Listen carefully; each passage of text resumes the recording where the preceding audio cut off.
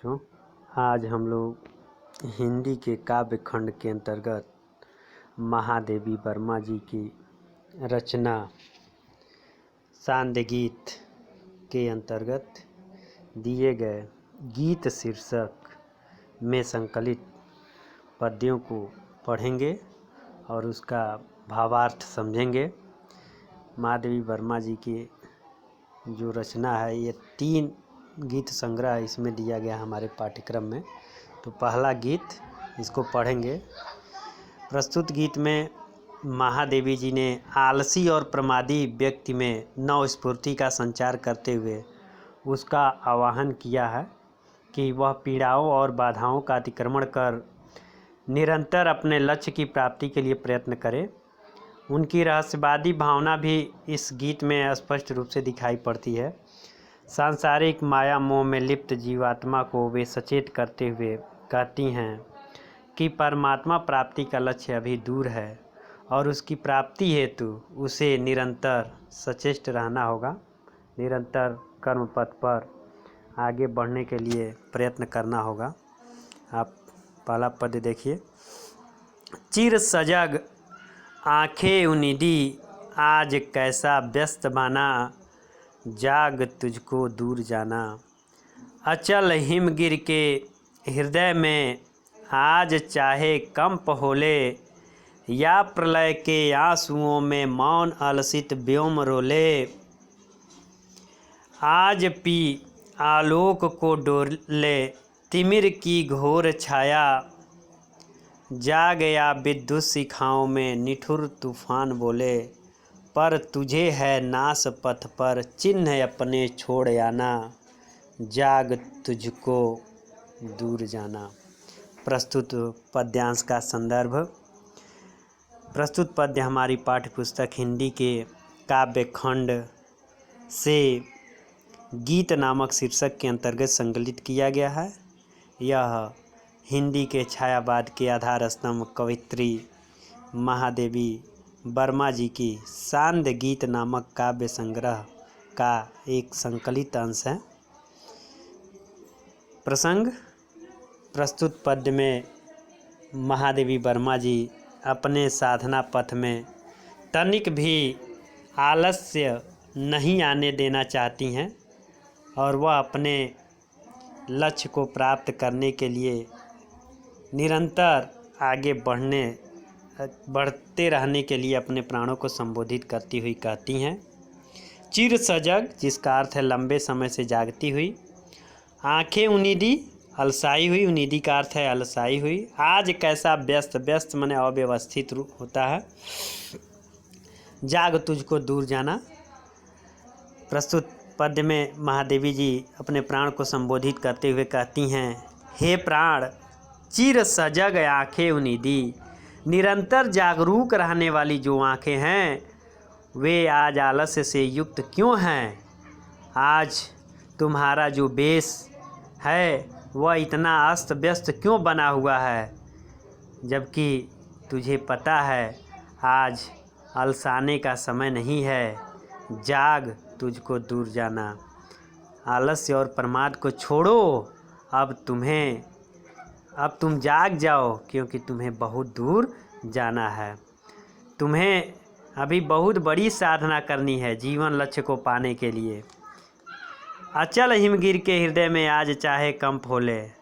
आगे महादेवी वर्मा जी अपने प्राण को संबोधित करते हुए कहती हैं कि आज चाहे स्थिर हिमालय में भले ही कंपन उत्पन्न हो जाए, या फिर प्रलय के आंसुओं में मौन अलसित व्योम होले, मतलब आकाश से प्रलयकालीन बारिश या वर्षा ही क्यों न होने लगे, अथवा आज पी आलोक की डोले, तिमिर की घोर छाया, घोर अंधकार भी प्रकाश को अपने में समाहित कर ले, और चाहे चमचमाती हुई कड़कती हुई बिजली में जाग या विद्युत शिखाओं में निठुर तूफान बोले। कड़कती हुई बिजली में तूफान बोलने लगे तो भी तुम्हें उस विनाश पथ पर, विनाश बेला में, उस विनाश की घड़ी में अपने चिन्ह छोड़ आना, अपने चिन्हों को छोड़ते हुए चलना है और साधना पथ से विचलित नहीं होना है। आगे महादेवी जी पुनः कहती हैं, जाग तुझको दूर जाना। अपने प्राणों को संबोधित करते हुए कहती हैं, प्राण तू अब जाग जा, क्योंकि तुझे अभी बहुत दूर जाना है। इसका भाव एक बार और देखेंगे। महादेवी वर्मा अपने प्राणों को संबोधित करते हुए कहती हैं, हे प्राण तू निरंतर जागरूक रहने वाला, सतर्क रहने वाला था। आज तुम्हारी आँखों में ये आलस्य क्यों बना हुआ है? तुम्हारा भेष आज इतना अस्त व्यस्त क्यों दिखाई दे रहा है? जबकि आज अलसाने का समय नहीं है। तुम अपने अंदर के आलस्य और प्रमाद को छोड़कर सचेत हो जाओ, क्योंकि तुम्हें बहुत दूर जाना है। अभी तुम्हें बहुत बड़ी साधना करनी है। आज हिमालय, स्थिर हिमालय के हृदय में भले ही कंपन उत्पन्न हो जाए या आकाश से प्रलयकालीन वर्षा ही क्यों न होने लगे, अथवा घोर अंधकार प्रकाश को अपने में समाहित कर ले, अथवा चमकती हुई बिजली की जो चमक है वो तूफान बोलने लगे, कड़कती हुई बिजली में तूफान बोलने लगे, तो भी तुम्हें घबराना नहीं है, अपने इरादे को छोड़ना नहीं है। उस विनाश बेला में अपने चिन्हों को छोड़ते हुए चलना है, निरंतर आगे बढ़ना है। अपने साधना पथ से कभी विचलित तुम्हें नहीं होना है। महादेवी जी पुनः अपने प्राणों को संबोधित करते हुए कहती हैं कि हे प्राण तू अब जाग जा, क्योंकि तुझे बहुत दूर जाना है। इसका काव्य सौंदर्य क्या लिखेंगे? भाषा शुद्ध खड़ी बोली, अलंकार जो है मानवीकरण अलंकार है, रस वीर रस है, शब्द शक्ति लक्षणा है, गुण ओज एवं प्रसाद है। दूसरा पद देखेंगे, बांध लेंगे क्या तुझे ये मोम के बंधन सजीले, पंथ की बाधा बनेंगे तितलियों के पर रंगीले, विश्व का क्रंदन भुला देगी मधुप की मधुर गुनगुन, क्या डुबा देंगे तुझे यह फूल के दलवोस गीले, तूने अपनी छाह को अपने लिए कारा बनाना, जाग तुझको दूर जाना। प्रस्तुत पद्य में महादेवी जी साधना के मार्ग में आने वाली विविध कठिनाइयों का वर्णन करते हुए कहती हैं, हे प्राण बांध लेंगे क्या तुझे यह मोम के बंधन सजीले, क्या मोम के समान शीघ्र पिघल जाने वाले अस्थिर सांसारिक बंधन तुम्हारे साधना के मार्ग में अवरोध डालेंगे और तुम्हें तुम्हारे कर्तव्य से विचलित कर देंगे? क्या तुम्हारे साधना के मार्ग में बाधा बनेंगे तितलियों के रंग पर रंगीले, तितलियों के रंगीन पंखों के समान रंगीन संसार के आकर्षण तुम्हारे मार्ग में बाधक बन जाएंगे? जो संसार का रंगीन आकर्षण है, जो संसार का मोह माया रूपी संसार है, जिसमें हम लोग दिन प्रतिदिन लिप्त होते जाते हैं, तो महादेवी जी कह रहे हैं क्या वो तुम्हारे साधना के मार्ग में बाधा डालेंगे? क्या विश्व का क्रंदन भुला देगी मधुप की मधुर गुनगुन, मधुप भंवरों की जो मधुर गुंजार है, संसार का जो करुण क्रंदन है, करुणा भरे जो स्वर है, माया मोह का जो संसार है, वो सुन करके तुम अपने कर्तव्य से अपने मार्ग से विचलित हो जाओगी? या वे जो संसार का करुण क्रंदन है, भंवरों की मधुर गुलजार जो है, क्या तुम्हें मार्ग से रोक सकेगी? क्या डुबा देंगे तुझे ये फूल के दलहोश गीले, क्या पुष्प की पंखुड़ियों पर पड़ी हुई ओस का सौंदर्य तुम्हें अपने में डुबोकर साधना मार्ग से विचलित कर देंगे? तू न अपनी छाँव को अपने लिए कारा बनाना। आगे महादेवी जी कहती हैं कि उन आकर्षणों के माया जाल में बंध कर तुम अपने वास्तविक लक्ष्य को कहीं भूल न जाना, जाग तुझको दूर जाना। महादेवी जी कहती हैं प्राण तुम जागो, क्योंकि तुम्हें अभी बहुत दूर जाना है। साधना के मार्ग में अनेक उद्देश्यों को, अपने अनेक कठिनाइयों को पार करते हुए अपने लक्ष्य को प्राप्त करना है। अतः तुम्हारे लिए अभी आलस्य का कोई काम नहीं है। एक बार और देखेंगे, महादेवी जी अपने प्राणों को संबोधित करते हुए कहती हैं कि हे प्राण क्या मोम के समान शीघ्र पिघल जाने वाले और स्थिर किन सजीले जो संसार का कारुणिक दशा है, सांसारिक बंधन है, क्या तुझे बांध करके साधना के मार्ग से विचलित कर देंगे, अथवा क्या ये तितलियों के रंगीन पंखों के समान संसार का रंगीन आकर्षण तुम्हारे मार्ग में बाधक बनकर तुम्हें लक्ष्य पाने से रोक देंगे? क्या भंवरों की मधुर गुंजार, संसार का करुण क्रंदन सुनने से तुम्हें रोक देंगे? क्या पुष्पों की पंखुड़ियों पर पड़ी हुई ओस की जो बूंदें हैं वह तुम्हें अपने आप में डुबोकर साधना के मार्ग से विचलित कर देंगे? अर्थात ऐसा कुछ भी नहीं होगा। अपने प्राणों को संबोधित करते हुए महादेवी जी पुनः कहती हैं कि तुम अपनी छाया को अपने जीवन मार्ग का, साधना के पथ का बंधन मत बनाना। भाव यह है कि संसार के विविध आकर्षण तो तुम्हारी छाया मात्र हैं। उन आकर्षणों के माया जाल में बंधकर तुम अपने वास्तविक लक्ष्य से कभी विचलित मत होना। महादेवी जी कहती हैं, प्राण तुम जागो, क्योंकि तुम्हें अभी बहुत लंबा दूरी तय करना है। साधना के मार्ग में अनेक कठिनाइयों को पार करते हुए तुम्हें अपने लक्ष्य को प्राप्त करना है। काव्य सौंदर्य, साहित्यिक खड़ी बोली है, भाषा, अलंकार, रूपक, अनुप्रास, रस, श्रृंगार, शांत, शब्द शक्ति, लक्षणा, गुण, माधुर्य। तीसरा देखेंगे, वज्र का उर एक छोटे अश्रुकण में धो गलाया, देख किसे जीवन सुधा दो घूंट मदिरा मांग लाया। सो गई आधी मलय की बात का उपाधान ले क्या, विश्व का अभिशाप क्या चिर निद बन कर पास आया। अमरता सुत चाहता क्यों मृत्यु को उर में बसाना, जाग तुझको दूर जाना। प्रस्तुत पद्य में महादेवी वर्मा अपने प्राण को, साधक को संबोधित करते हुए कहती, हे साधक, तू इस सांसारिक जीवन में पढ़कर अपनी साधना से कभी विचलित मत होना। महादेवी जी कहती हैं कि वज्र का उर एक छोटे अश्रुकण में धो गलाया, कि वज्र के समान जो कठोर हृदय है, यानी दृढ़ संकल्प की जो भावना है, इसी को कठोर हृदय बताई है महादेवी जी, कि वज्र के समान कठोर हृदय, दृढ़ संकल्प की भावना तेरे हृदय को प्रियजनों के जरा से रोने धोने से तू अपने साधना पथ पर आगे बढ़ने के निश्चय से विचलित हो गया। तेरे भीतर असीम साहस और शक्ति विद्यमान है। दे किसे जीवन सुधा दो घूंट मदिरा मांग लाया।